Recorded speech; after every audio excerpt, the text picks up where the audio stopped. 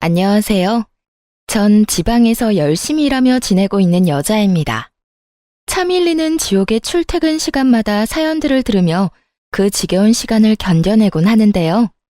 그렇게 평소 즐겨 듣고 애정하는 채널에 제 사연이 소개된다고 생각하니 심장이 떨려오며 손에 땀이 다 나네요. 제가 이렇게 사연을 보내게 된 이유는 이혼에 대한 모든 기억을 이곳에서 털어내고 새로운 곳에서 새 출발하기 위해서인데요. 긴 이야기가 될 테지만 다들 끝까지 함께 해주시면 감사하겠습니다. 저와 남편은 직장에서 처음 만나게 되었어요. 나이가 점점 드니 이성을 만날 기회는 줄어들고 자연스럽게 연애도 멀어지던 중 알게 된 사람이 직장 동기인 남편이었죠. 저희도 처음엔 친구 사이로 지냈어요. 나이도 같고 같은 회사에서 같은 일로 골머리가 아픈 일이 많으니 그저 하소연이나 하던 그런 친구 사이였죠. 일상을 나누며 회사 일로 하소연이나 하며 편하게 지내던 저희는 영원한 친구는 없다는 그 말처럼 서서히 서로에게 감정이 생겼고 그렇게 4년을 연애하다 결혼까지 하게 되었습니다. 결혼을 할 당시 저는 모아둔 돈이 꽤 있었고 남편은 거의 없는 상태여서 걱정이 많았는데 시댁에서 집을 마련해주며 신혼집을 보다 수월하게 마련할 수 있었어요.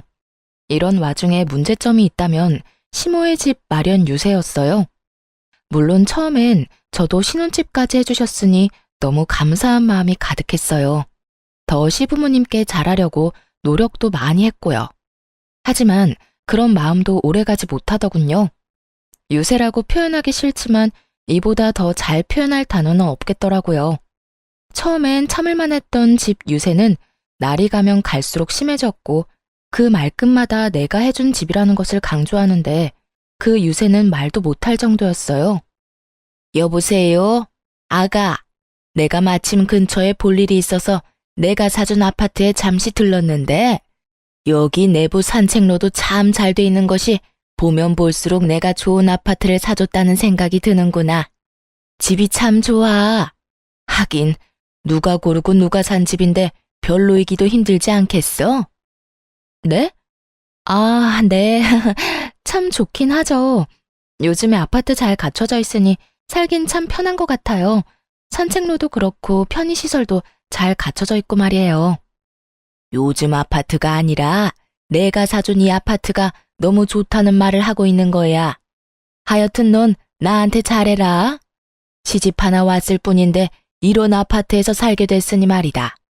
내 친구 미자라고 있는데 걔 며느리는 아무것도 안 해줬는데도 이번에 용돈을 200만 원이나 주고 가방도 사줬다고 하더라. 그냥 그렇다고. 대화의 시작과 끝을 이런 식으로 해버리니 정말 생각 같아선 직접 대출이라도 받아서 아파트를 사버리고 싶은 심정이었어요. 거기에다 제가 회사에서 일할 때마다 전화로 이런 말을 꺼내는데 꼭 내가 집을 해줬으니 네가 돈 많이 벌어서 나한테 다 갚으라는 뜻으로 들리기도 했어요. 시모의 일로만 해도 스트레스가 쌓이는데 이런 통화를 할 때면 꼭 직장 상사가 귀신같이 나타나 저에게 한 소리를 해대곤 했어요. 또 시댁 전화? 아, 네. 죄송해요. 안 받으려고 했는데 혹시나 급한 일이면 어쩌나 해서요. 다음부턴 저녁에 전화 달라고 말씀드릴게요. 한두 번도 아니고 매번 일하는 시간에 이게 뭐니? 이래서 시집간 여자들은 안 된다니까. 왜 회사에서 사적인 통화를 하는 거야? 그것도 시댁 전화를 말이야. 그런 전화는 말도 길어져 기분도 상해. 여러모로 일에 지장되는 거 몰라? 죄송합니다. 그런데 시집간 여자들만 회사에서 사적인 통화하는 건 아니잖아요. 신입으로 들어온 남자들도 회사 내에서 사적인 통화하고 다른 남자 직원들도 시시껄렁한 통화들 하곤 해요. 그러니까 저 때문에 시집 가신 분들 싸잡아서 이야기하는 건 하지 말아주세요. 이래서 안 된다는 거야. 다른 직원들은 직장 상사가 한마디 하면 그냥 네 하고 넘기는데 꼭 결혼해서 사회생활 하러 나온 여자들은 한마디도 안 지려고 이 난리를 부린다니까. 내가 박주임 남편이라도 된다고 생각하는가 본데 나 박주임 남편 아니고 직장 상사야.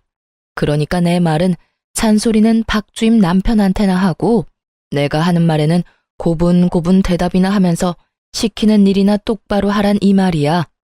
아, 정말 스트레스 받아.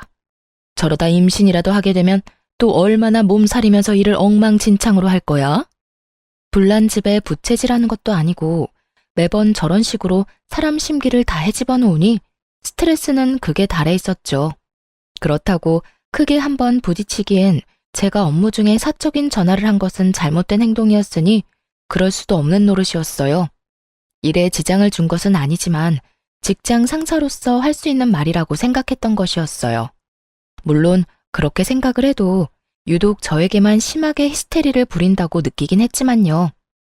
그나마 이 모든 걸 견딜 수 있었던 것은 남편 덕분이었죠.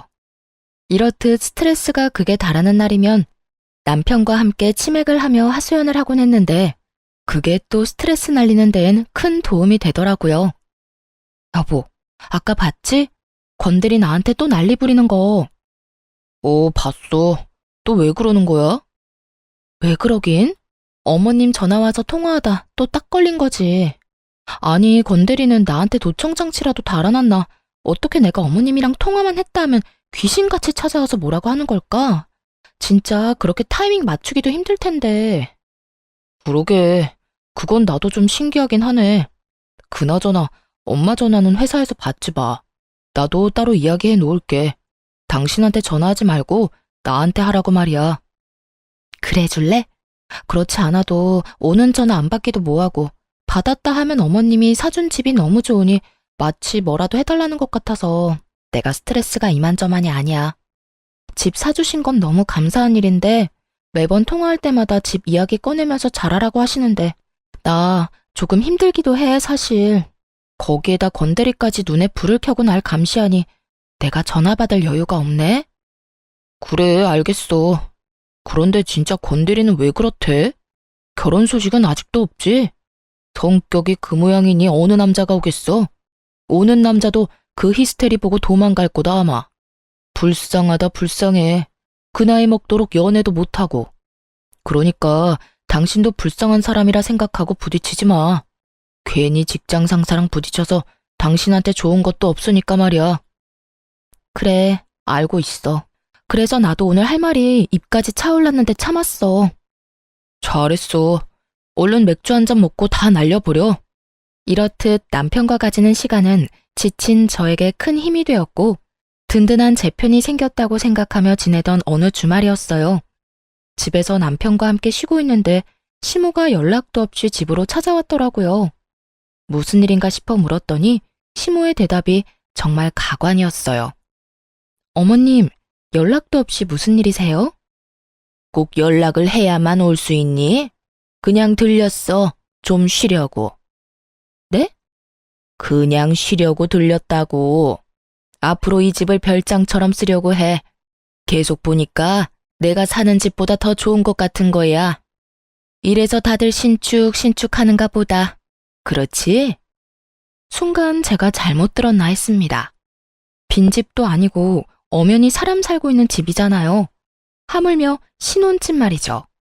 그런 집을 시모는 쉬는 목적으로 별장처럼 쓰겠다고 말하고 있었고 전 시모의 머리가 어떻게 됐다는 생각이 들며 아무런 말도 나오지 않을 때였어요. 시모는 이런 제 생각을 아는지 모르는지 더 경악스러운 요구를 해대기 시작했어요. 그래서 하는 말인데 비밀번호 좀 알려다오.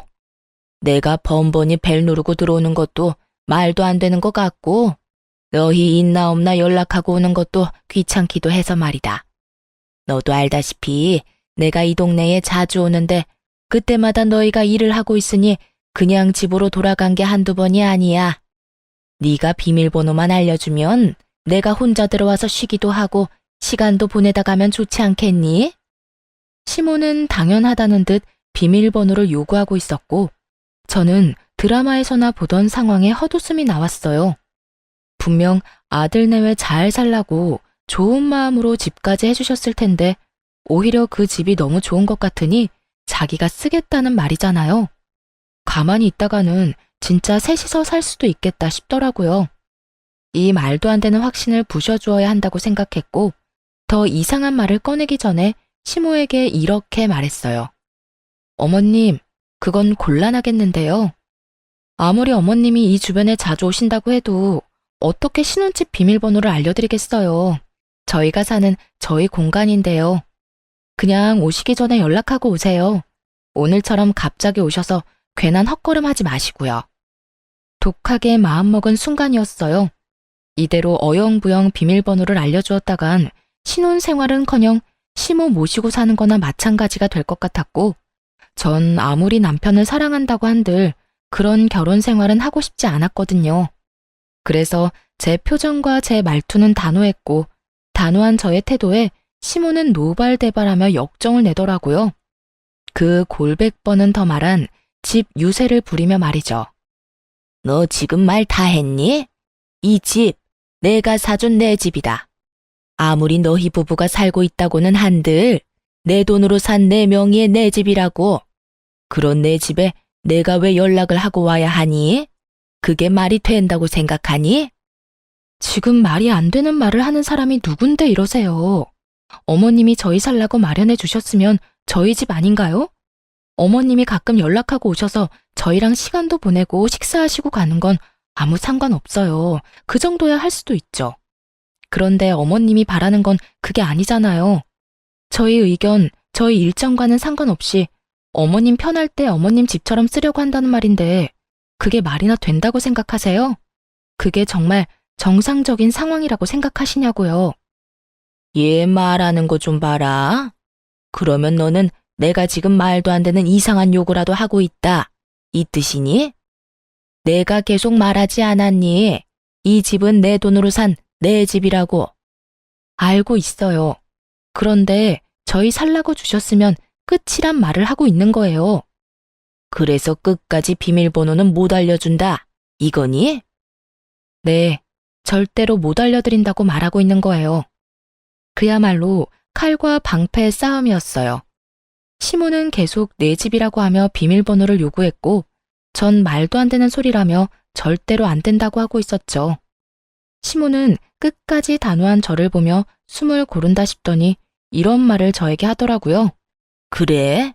네가 끝까지 그렇게 나온다면 나한테도 다 생각이 있다. 다음에 너희 없을 때 도어락 다 뜯어버리고 새로운 도어락 달아버릴 거야. 그리고 네가 지금 나한테 했듯이 비밀번호는 알려주지 않을 거다. 그때 가서 후회하지 말고 지금 좋은 말로 할 때 비밀번호 알려주거라. 이런 말까지 하면 제가 겁이라도 먹을 것이라 생각했는지 시모의 얼굴이 의기양양한 것이 차마 눈 뜨고 보기 힘들 정도였어요.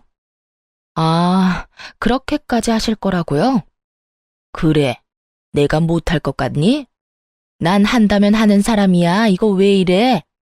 내가 준 집이니 내가 다시 뺏어가도 너흰 할 말 없는 상황이야. 그런 네 처지도 모르고 감히 나한테 뭐? 연락을 하고 와?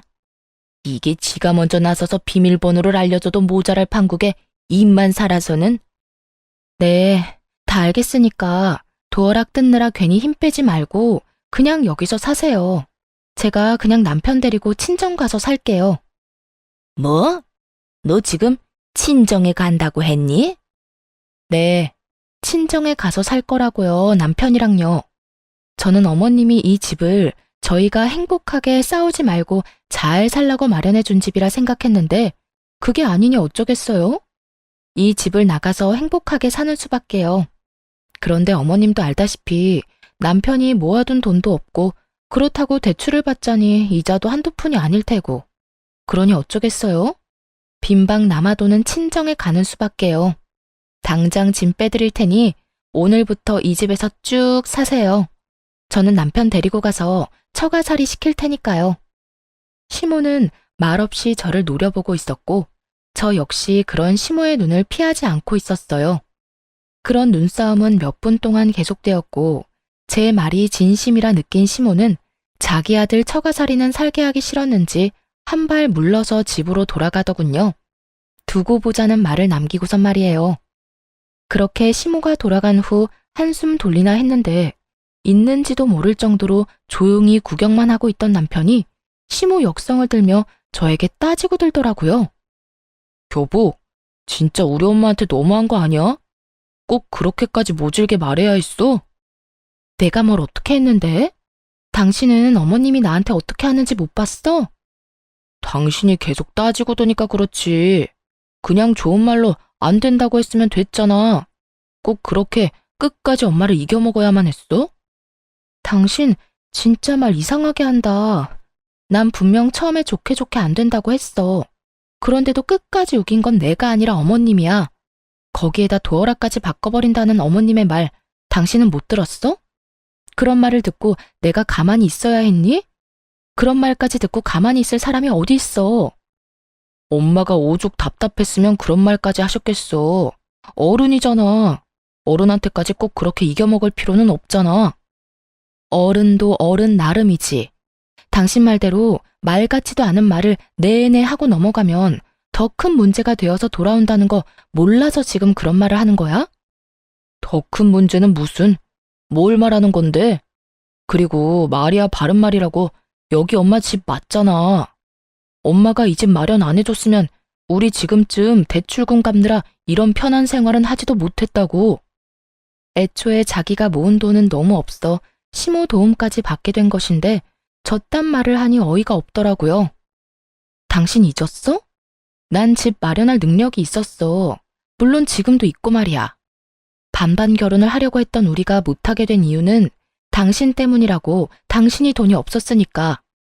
이게 다 누구 때문인데 엄마가 집 마련을 안 해줬으면 이렇게 편한 생활을 못했을 거라고? 당신이 지금 그런 말 할 처지야? 그건 그렇지만 엄마 덕분에 우리가 편하게 사는 건 맞잖아. 금전적으로 좀 여유로운 건 맞겠지. 그런데 돈이 다가 아니잖아. 당신이랑 나, 어머니 때문에 이렇게 말다툼하는 상황이 편해?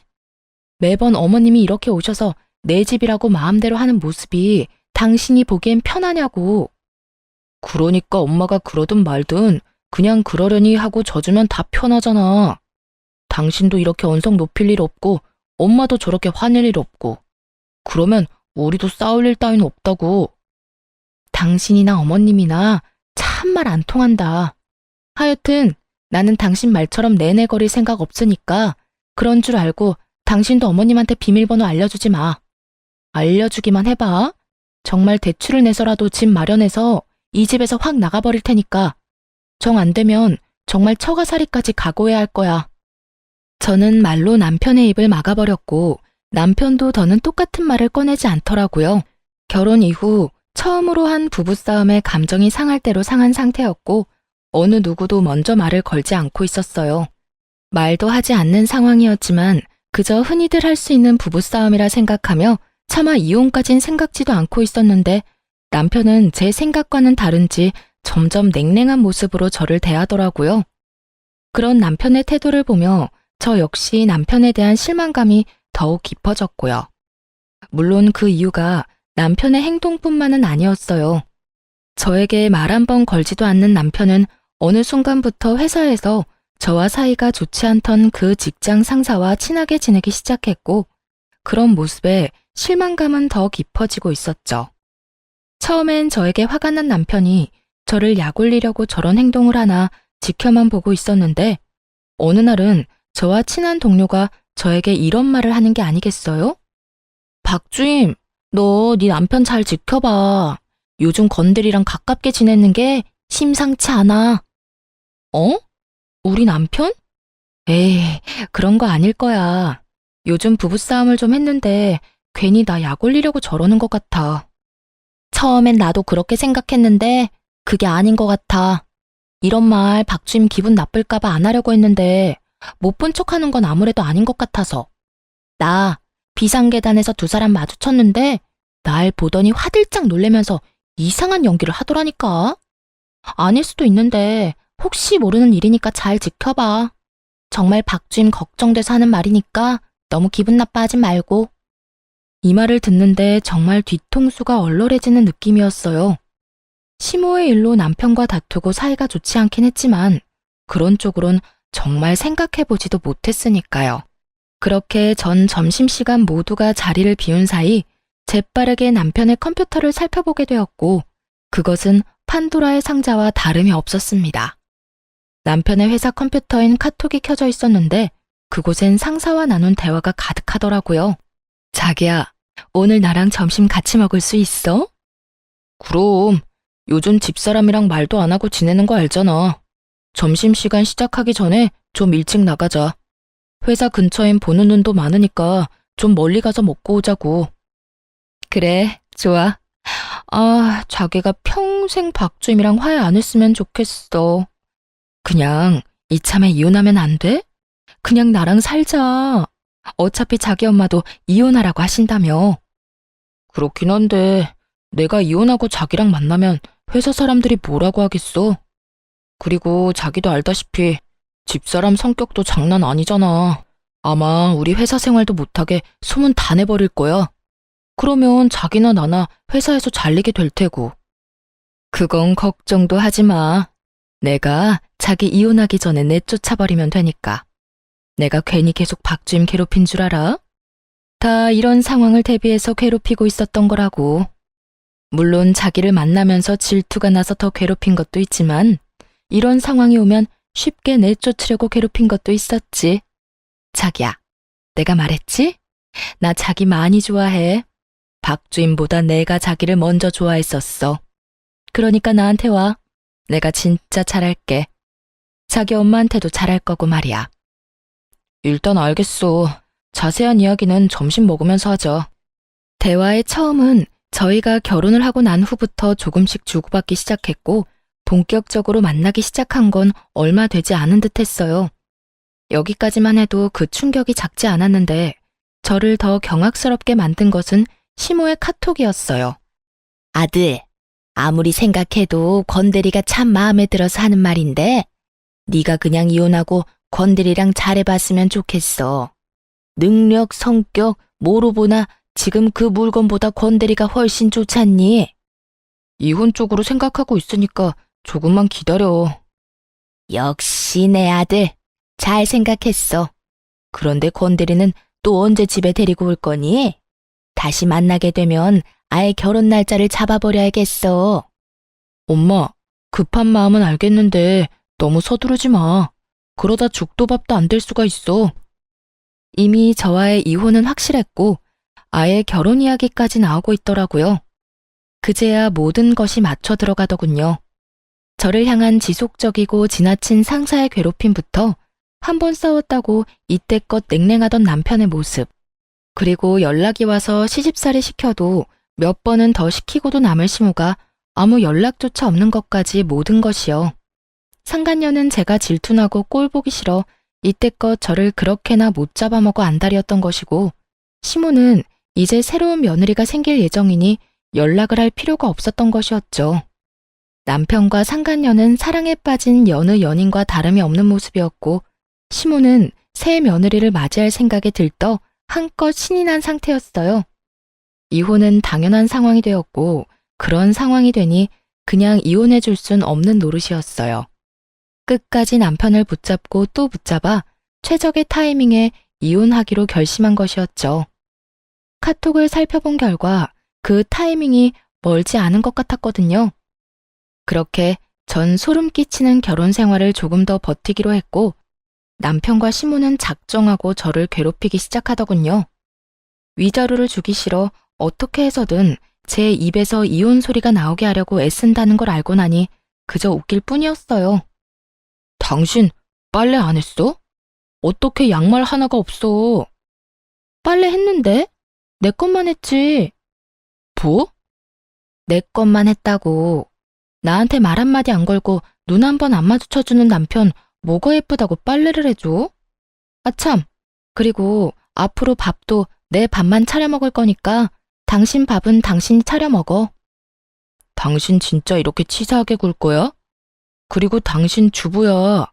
주부가 그런 기본적인 것도 안 하면 어쩌자는 거야? 주부이기 전에 나도 회사원이야. 그리고 집안일은 여자만 하라는 법이라도 있어? 내가 집에서 노는 사람도 아니고 나도 일하러 다니고 돈 버는데 왜 나만 집안일을 해야 해? 각자 번 돈 각자 쓰는 것처럼 각자 집안일은 각자 해. 야, 너 이따위로 나올 거야? 이따위로 나올 거야. 그러니까 나한테 앞으로 이래라 저래라 하지 마.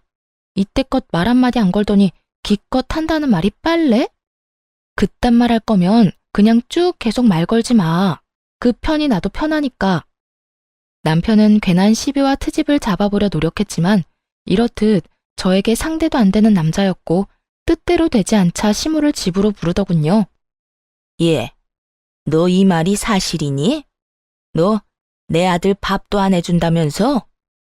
네, 그랬는데 왜요? 그게 또 불만이어서 여기까지 이러고 왔어요? 그러면 내가 가만히 앉아있게 생겼니? 여자가 결혼했으면 밥은 당연히 차려줘야지. 어디서 못 배운 짓거리야? 그리고 집안꼴이 이게 뭐야? 얼른 우리 아들 밥 차려주고 청소부터 하거라. 청소기로 대충 밀지 말고 깔끔하게 걸레질까지 싹 하란 말이야. 싫은데요. 그렇게 더러우면 어머님이 하세요. 저는 요즘 처리해야 할 일이 많아서 피곤하거든요. 그러니까 아들 사는 어머님 집이 더러워서 못 견디겠으면 어머님이 직접 다 하세요. 뭐야?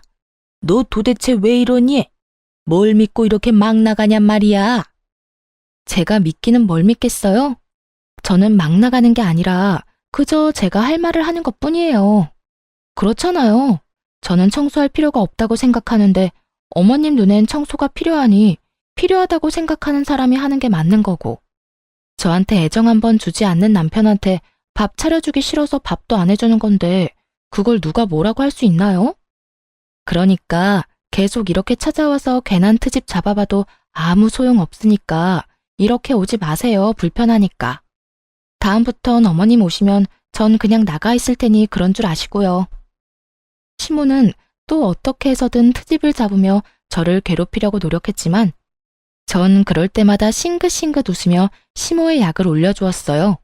그럴 때마다 시모는 뒷목 잡고 앓는 소리를 내곤 했고 그마저도 꼴 보기 싫어졌던 저는 시모가 오면 말을 다 무시한 채 집을 나가버리곤 했습니다. 생각 같아선 짐을 싸서 확 나가고 싶었지만 누구 좋으라고 그렇게 하겠어요. 그래서 시모와 남편의 쇼를 보며 그 시간만 기다리고 또 기다렸죠. 남편은 여전히 저에게 위자료 한 푼이 주기 싫어 본인 입으론 절대 이혼 이야기를 꺼내지 않고 있었고 저 역시 그런 점을 이용해 하고 싶은 행동은 다 하며 아주 편하게 지내고 있었습니다. 남편이 말도 안 되는 소리를 하면 말도 안 되는 말로 갚아주기도 했고 그마저도 귀찮을 땐 대답도 하지 않고 무시해버리곤 했죠. 그렇게 끝에 끝까지 몰린 남편은 결국 저에게 이혼을 하자고 먼저 말하더라고요. 더는 못 참겠어. 이혼하자 우리. 이혼? 난 싫은데. 내가 누구 좋다고 이혼을 해줘야 해. 누군 누구야. 서로 좋아지려고 이혼하는 거지. 사실 이게 결혼 생활이 맞는 거야? 이건 좋아서 같이 사는 게 아니잖아. 난 더는 당신 같은 여자랑 살기 싫으니까 그냥 조용히 이혼해. 글쎄 싫다고 했잖아. 그렇게 하고 싶으면 소송 걸어. 아무리 소송을 건다고 한들 이혼이 되겠냐마는 나는 당신이랑 살면서 잘못한 것도 없고 당신이 내세울 거라곤 내가 집안일 안 해준 것뿐일 텐데 그걸 어떻게 증명할 건데? 그리고 그렇다고 한들 그게 이혼 사유가 될 것 같아? 된다고 한들 바로 이혼이 되겠어? 어찌됐든 난 지금은 이혼할 생각 없으니까 그런 줄 알아. 나 진짜 당신이랑 이러고 실랑이 하고 있을 시간 없어. 그러니까 그냥 이혼 좀 하자고. 시간? 왜? 무슨 문제 있어? 나랑 꼭 지금 이혼해야 할 이유라도 있는 거야? 아니.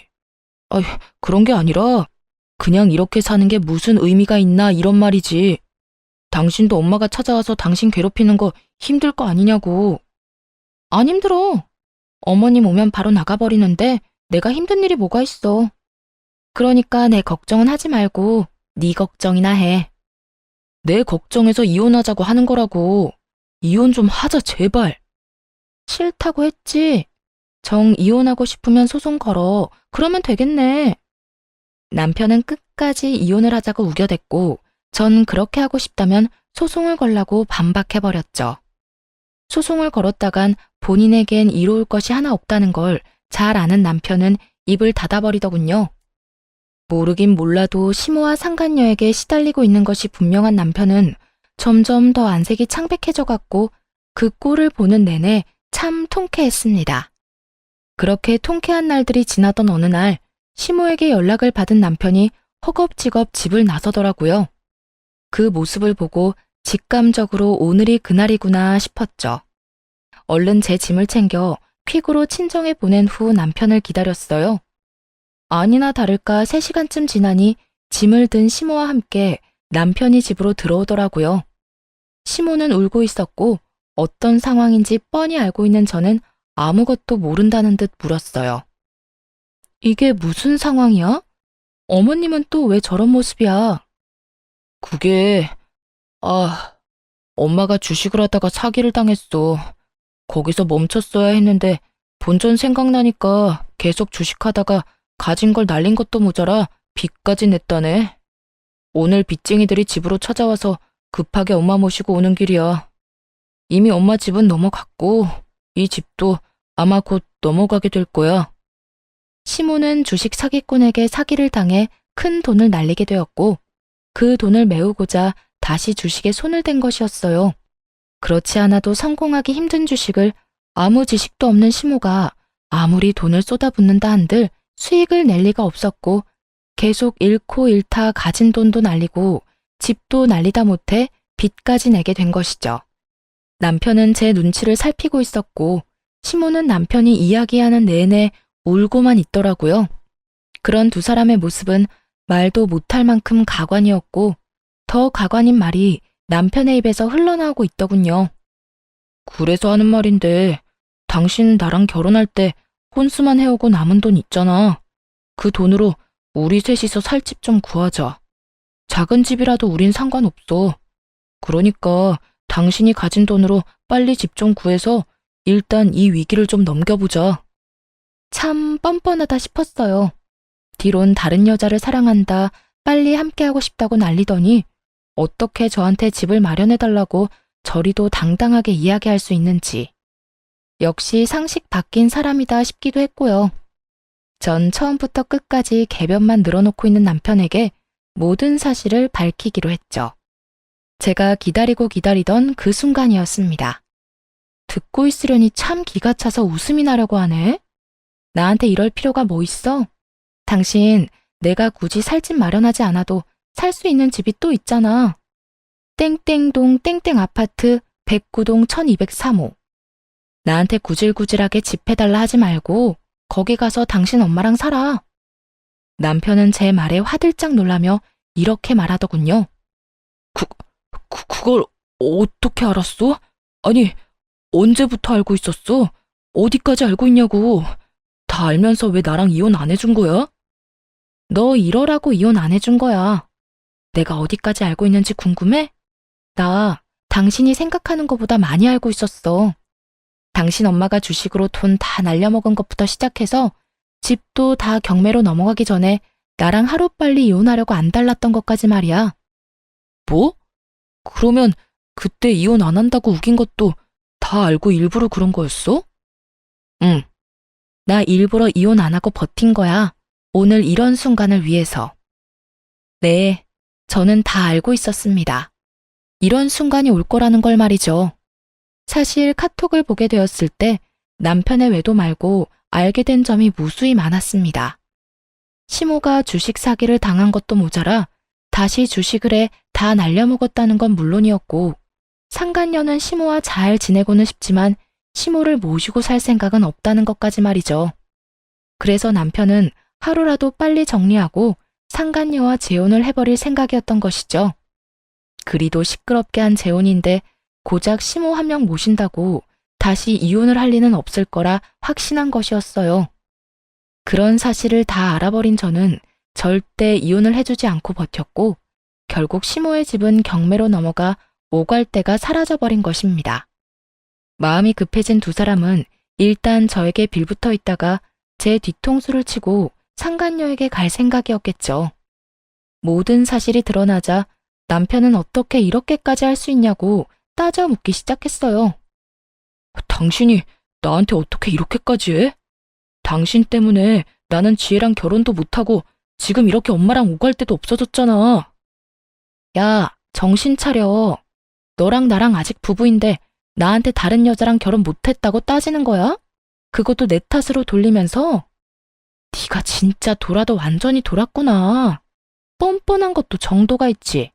너 이 정도면 정신병이야, 알아?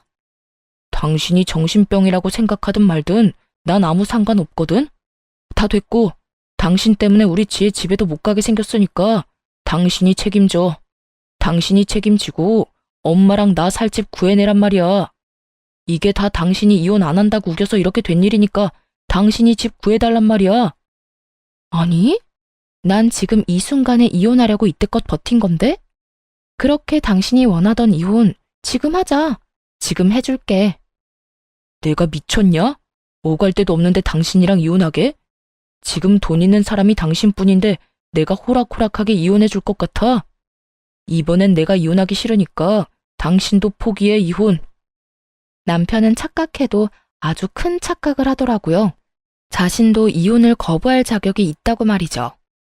외도까지 저지른 주제에 어떻게 저딴 말도 안 되는 착각을 할 수 있는지 도무지 하나부터 열까지 이해가 되지 않았지만 그런 인간이니 이딴 상황이나 만들었을 거란 생각에 코웃음을 치며 자신이 처한 현실을 알려주었습니다. 아, 야, 착각을 해도 아주 큰 착각을 하고 있나 본데 너한텐 감히 이혼을 거부할 자격 따윈 없어. 넌 그냥 내가 이혼하자고 하면 군말 않고 해야 할 처지라고. 그런 걸 보고 유책 배우자라고 하지? 같은 사무실 여자랑 바람 피운 것도 기가 막히는데 빚쟁이 엄마까지 데리고 와서 집을 구해내라고? 생각을 좀 하고 살아라. 그런 생각을 했다는 것 자체가 경악스러우니까. 그래서 기어코 나랑 이혼을 하겠다는 이 뜻이야? 넌 우리가 불쌍하지도 않아? 난 내가 불쌍해, 내가. 어쩌다 너 같은 거랑 결혼해서 이 꼴을 보고 겪어야 하는 내가 불쌍하다고. 나는 소송을 해서라도 너하고 이혼할 거야. 그러니까 이혼 준비나 해. 알겠어? 남편은 그제야 제가 이혼을 하자고 하면 본인의 의지와는 상관없이 해야만 한다는 것을 깨달았는지 태세를 바꿔 굽신거리기 시작하더라고요. 친정 부모님까지 들먹이며 말이죠. 남편은 어떻게 해서든 제 마음을 돌려보려 꺼낸 것이 친정 부모님이었지만 그 말은 저를 더 화나게 만들었죠. 여보, 그러지 말고 다시 좀 생각해봐. 당신 지금 이혼한다고 하면 장인어른 장모님도 충격이 크실 거야. 그러니까 흥분을 좀 가라앉히고 좀 더 차분하게 생각해봐.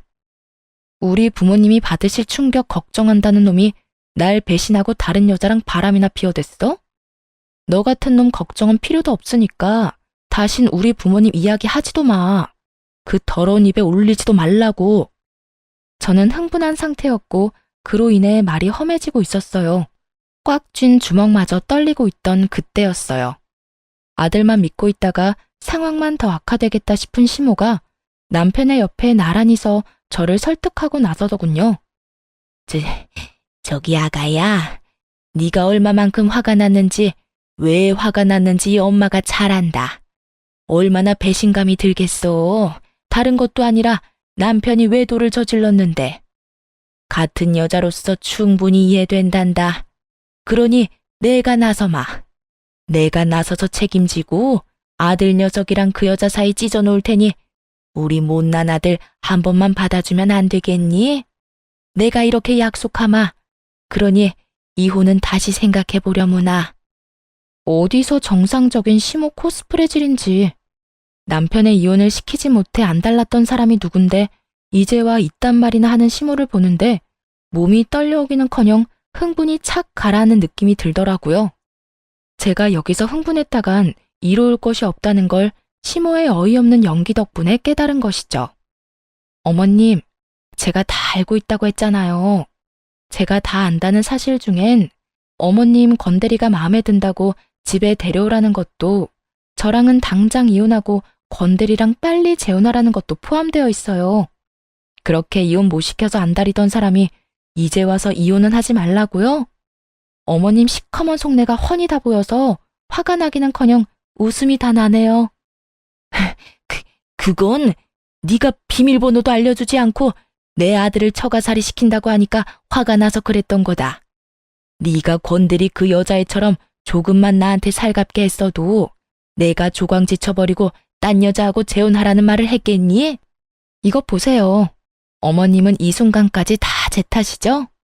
애초에 자식들 잘 살라고 마련해준 집을 제 집처럼 생각한 어머님이 잘못된 거라고요. 신혼집을 시어머니 쉼터로 쓰겠다는 걸 가만히 두고 볼 사람이 어디 있어요? 하여튼 전 더는 하고 싶은 말도 용서할 마음도 없으니까 그런 줄 알고 이혼이나 준비하세요. 그러면 전 이만 가볼 테니 새로운 며느리랑 만수무강하시고요. 두 사람은 자리에 주저앉아 대성통곡을 하고 있었고 그 눈물이 비단 후회의 눈물만은 아닌 듯 하더군요. 울음소리 사이로 저에 대한 원망도 함께 쏟아져 나오고 있었으니까요. 끝까지 반성이란 모르는 두 사람을 보는데 역시나 이혼은 탁월한 선택이라는 생각이 들었어요. 그렇게 전 상간녀 시모 남편에게 위자료를 받고 성공적으로 이혼을 하게 되었어요. 이혼을 하고 난 후 이혼 사유를 물어보는 많은 이들에게 숨김없이 이혼 사유를 퍼뜨려 주었어요. 그 덕에 회사엔 소문이 다 퍼졌고 두 사람은 전대미문의 불륜 딱지가 붙으며 하루아침에 회사를 그만두게 되었어요. 여기서 끝이 아니었어요. 사실 제가 전 남편에게 숨기고 있던 사실은 또 있었는데 그건 바로 상간녀는 돌싱이라는 것으로 소수 인원만 아는 사실이었어요. 전 남편 놈도 저와 이혼했으니 돌싱인데 뭐가 문제냐고 생각하시는 분이 계실 텐데 상간녀는 그 당시에도 바람을 피우다 걸려 상간녀 위자료와 이혼 위자료를 주며 거짓 신세였던 것이 문제였죠. 수중에 빚밖에 없었던 상간녀는 처음부터 전 남편의 집에서 신혼집을 해줬다는 이야기를 듣고 일부러 접근했나 보더라고요. 전 남편과의 로맨스를 꿈꿨던 것이 아닌 빚탕감의 꿈을 꾸던 것이었어요. 결국 상간녀는 빚탕감의 꿈도 이루지 못하고 저에게도 위자료를 주느라 더 큰 빚을 진 건 물론이고 회사까지 잘리게 되었습니다. 이런 상간녀에게 다른 비밀이 또 있었는데요. 그 비밀은 전 남편의 분노 가득한 전화로 알게 되었어요. 너는 다 알고 있었지? 건지에 이혼했었다는 사실부터 해서 가진 건 쥐뿔도 없는 빚쟁이라는 거 넌 다 알고 있었지? 이제 와서 그런 거 따져봤자 달라지는 게 있어? 그리고 그년이 빚쟁이라고 해도 당신이랑 당신 엄마한테 다른 선택지가 있어? 어떻게 해서든 빚쟁이 집에라도 얹혀 살아야 할 입장 아닌가? 나한테 이럴 시간에 얼른 그년한테 가서 빌어. 울고불고 하면서 당신 엄마랑 당신이랑 그 집에서 좀 살게 해달라고 해. 집 같은 소리 하네. 제 집인 양 굴더니 그 집도 자기 집이 아니라 친구 집에 얹혀 사는 거더라. 나 완전히 사기당했다고. 어쩐지 빚쟁이 주제에 꽤 좋은 아파트에 산다 싶었더니 이런 진실이 또 있었더군요. 얼마나 통쾌하던지 새어나오는 웃음을 막을 방법이 없더라고요. 이제 너랑 네 엄마 어떻게 하니? 너 지금 웃어? 너는 이 상황이 즐거워? 내가 안 즐거울 이유가 없잖아. 난 지금 여러모로 즐거우니까 더는 내 기분 망치지 말고 전화 끊어. 앞으로 일어나는 모든 일은 다 네가 인생을 그따위로 살아서 받는 벌이라고 생각하고 달게 받아. 그리고 분명 말하는데 다신 전화하지 마라. 끊어. 여러모로 참 통쾌한 순간이었네요. 그 후 전 남편에게 다신 연락이 오는 일은 없었고 소문엔 빚쟁이 상간녀와는 뒤도 돌아보지 않고 헤어지고 시모와 함께 무너져가는 다가구 주택 단칸방에 살고 있다고 하더군요. 그렇게 통쾌한 이혼을 한 지 1년이란 세월이 다 되어가네요. 저는 새로운 출발을 위해 다른 지역으로 파견 근무를 신청했고 다른 지역에서 다시 태어난 마음으로 잘 지내고 있어요. 지금 함께 지내는 직원분들도 다 좋은 사람들이고 그런 사람들과 즐거운 시간을 보내며 잘 지내고 있습니다. 요즘에 쉬는 날이면 혼자 여행을 다니곤 하는데 차박에 재미를 붙여 노지 캠핑을 주로 하고 있어요. 치열한 예약 전쟁에서 벗어나 언제든 훌쩍 떠날 수 있고 발길 닿는 대로 다니며 잠시 쉬다 갈 수 있는 매력에 푹 빠졌다고나 할까요? 물론 화장실이라든가 제대로 씻지 못해 찝찝한 불편함이 있긴 하지만 그 모든 걸 감수할 만큼 저는 즐거운 취미 생활을 하며 지내고 있어요. 혼자인 생활이 이렇게 자유롭고 행복한 줄 알았다면 진작 이혼을 해버렸을 것이라고 생각할 만큼 만족스러운 삶을 살고 있답니다. 이런 혼자인 삶에 만족해서인지 아직 누굴 만나고 싶다거나 결혼을 하고 싶은 생각은 없어요. 아직 그런 큰일을 겪은 지 얼마 되지 않기도 했고 시간이 흘러도 다시 누군가를 제 가족으로 맞아 함께 살아간다는 것은 아마 힘든 일이 될 것 같아요. 이혼이란 것이 저에게 부정적인 것을 이렇게 많이 남기긴 하지만 또 그런 것에서 배운 점 또한 많다고 생각합니다. 그래서 전 한 번의 실패를 발판 삼아 앞으로 더 나아가 보려고요. 이로써 저의 긴 사연도 끝이 났네요. 앞으로의 제 삶과 구독자분들의 행복한 삶을 응원하며 저는 이만 물러가 볼게요. 모두들 행복 가득한 날들만 가득하길 바랄게요.